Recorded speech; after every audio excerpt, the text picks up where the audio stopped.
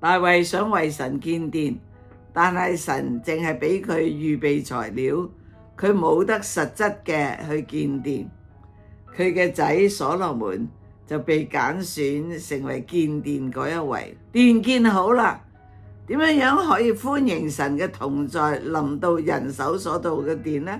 所羅門就獻牛22,000隻，獻羊12萬。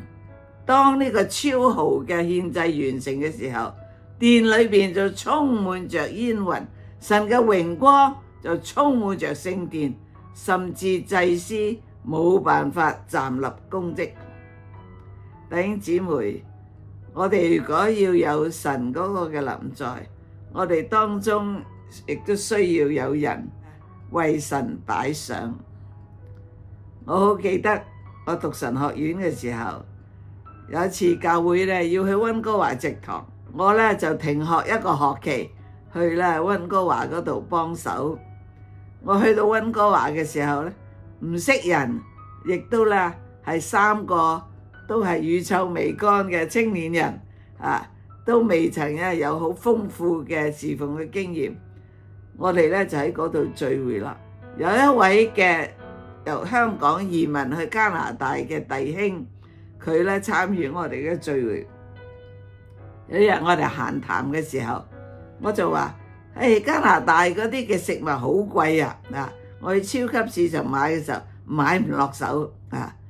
咁嗰個嘅弟兄咧唔出聲，到第二日咧佢咧就攞咗一大包嘅食物嚟。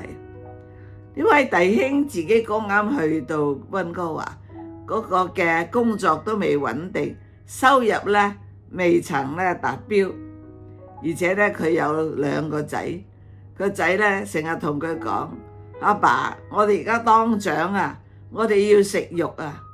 個弟兄咧曾經同我哋講過，佢話我邊度有錢買肉俾佢哋啊咁。但係佢一聽見我哋話買唔落手嘅時候，佢就攞咗2大包嘅肉嚟到去俾我哋。睇住呢2大包嘅肉，我真係唔敢食。我覺得咧呢個唔係俾人噶，係俾神噶，我唔配食呢啲嘅肉。但係佢就係咁樣樣擺上。到咗我哋聚會嘅時候，有一位喺台灣咧做長老執事嘅姊妹，因為有啲嘅事情離開咗教會，佢嗰日嚟我哋嘅聚會裏邊聽一聽呢班嘅黃毛小子搞啲乜東西。佢坐喺最後一排，佢話佢一坐低聚會嘅時候，佢就裏邊有個感覺，我翻到嚟屋企啦，我翻到去神嘅家啦，呢個地方係神嘅居所。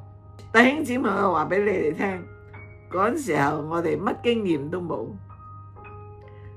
神學院都未讀完，講道敬拜樣樣都唔達標嘅。